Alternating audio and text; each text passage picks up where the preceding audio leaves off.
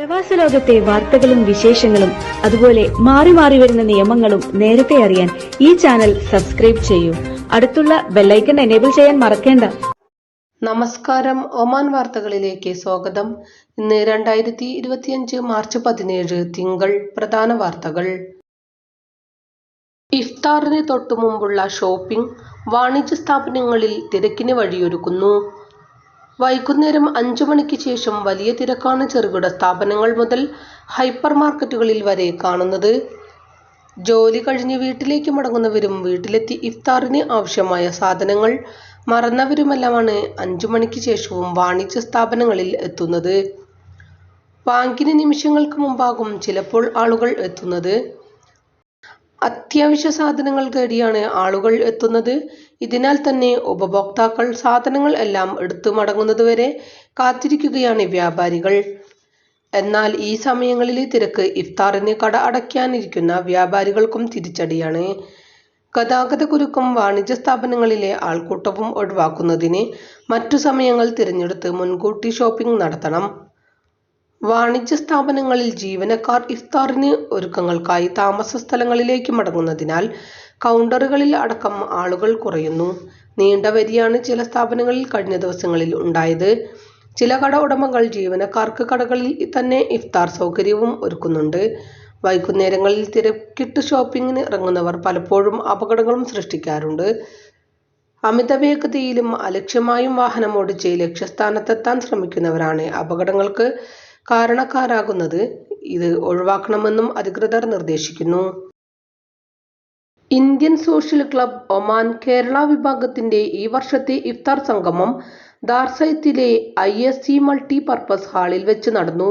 Indian social club Oman chairman Babu Rajendran, general secretary Shakeel Komath, community welfare secretary Santhosh Kumar, Pravasi Kshemanidhi board director Wilson George, സാമൂഹിക പ്രവർത്തകൻ Shaji Sebastian, Indian school board finance director Nitish Kumar, Malayalam mission Oman president K Sunilkumar, secretary Anuchandran, Indian school board അംഗങ്ങൾ, ഒമാനിലെ വിവിധ സംഘടനാ ഭാരവാഹികൾ, സാമൂഹിക സാംസ്കാരിക പ്രവർത്തകർ തുടങ്ങി ഒമാന്റെ വിവിധ ഭാഗങ്ങളിൽ നിന്നെത്തിയ 1500-ലധികം പേർ ഇഫ്താർ സംഗമത്തിൽ പങ്കെടുത്തു. ഒമാനിൽ ചെറിയ പെരുന്നാൾ മാർച്ച് 31 തിങ്കളാഴ്ചയാകാൻ സാധ്യതയെന്ന് ഒമാൻ ജ്യോതിശാസ്ത്ര സൊസൈറ്റിയിലെ നിരീക്ഷണാലയത്തിന്റെ തലവൻ അബ്ദുൽ വഹാബ് അൽ ബുസൈദി പറഞ്ഞു. സൂര്യൻ 6:21 അസ്തമിച്ച് 5 മിനിറ്റ് മാത്രമാണ് ചക്രവാളത്തിലുണ്ടാകുക. അത് ചക്രവാളത്തിന് 2 ഡിഗ്രി മുകളിലായിരിക്കും. 0.04% മാത്രമായിരിക്കും പ്രകാശം.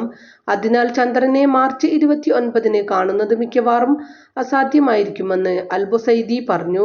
അങ്ങനെയെങ്കിൽ റംദാൻ 30 പൂർത്തീകരിച്ചായിരിക്കും ഒമാൻ ഈദുൽ ഫിത്തറിനെ വരവേൽക്കും. അതേസമയം റംസാൻ 29 ഒമാനിൽ മാസപ്പിറവി നിരീക്ഷിക്കുന്നതിന് വിവിധ ഭാഗങ്ങളിൽ എല്ലാവിധ സംവിധാനങ്ങളും ഒരുക്കും. മാസപ്പിറവി നിരീക്ഷിക്കാൻ പൊതുജനങ്ങളോടും ഔഖാഫ് മതകാര്യ മന്ത്രാലയം ആവശ്യപ്പെടാറുണ്ട്. മാസപ്പിറ കണ്ടാൽ മാത്രം ഔഖാഫ് മതകാര്യ മന്ത്രാലയം ചെറിയ പെരുന്നാൾ പ്രഖ്യാപിക്കുകയാണ് ചെയ്യുക.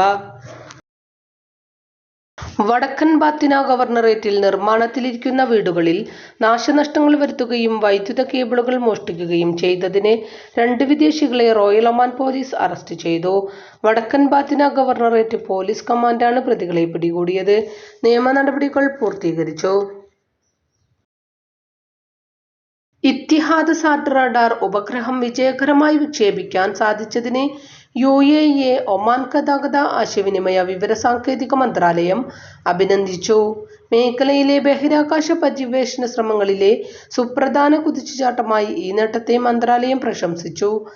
ഇത്തിഹാദ് സാറ്റ് ഉപഗ്രഹം വിക്ഷേപിക്കുന്നതിൽ മികച്ച വിജയം നേടിയ യുണൈറ്റഡ് അറബ് എമിറേറ്റ്സിലെ മുഹമ്മദ് ബിൻ റാഷിദ് സ്പേസ് സെന്ററിലെ സഹോദരങ്ങളെ അഭിനന്ദിക്കുകയും അവർക്ക് കൂടുതൽ പുരോഗതിയും സമൃദ്ധിയും ആശംസയും നേരുകയാണെന്നും മന്ത്രാലയം പുറത്തിറക്കിയ പ്രസ്താവനയിൽ പറഞ്ഞു.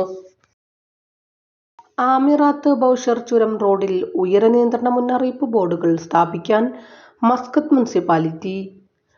4 വ്യത്യസ്ത സ്ഥലങ്ങളിലായിരിക്കും ബോർഡുകൾ സ്ഥാപിക്കുക. ഇതിനായി ബന്ധപ്പെട്ട എല്ലാ ഡിസൈൻ നിർമ്മാണ പ്രവർത്തനങ്ങൾക്കും ബന്ധപ്പെട്ട കരാറുകളിൽ നിന്ന് മുനിസിപ്പാലിറ്റി ബിഡുകൾ ക്ഷണിച്ചു. പർവ്വതപാതയിൽ പതിവായി വലിയ അപകടങ്ങൾ ഉണ്ടാകാറുണ്ട്. പ്രത്യേകിച്ചും ഹെവി ഡ്യൂട്ടി ട്രക്കുകൾ ഇവിടെ അപകടത്തിൽപ്പെടാറുണ്ട്.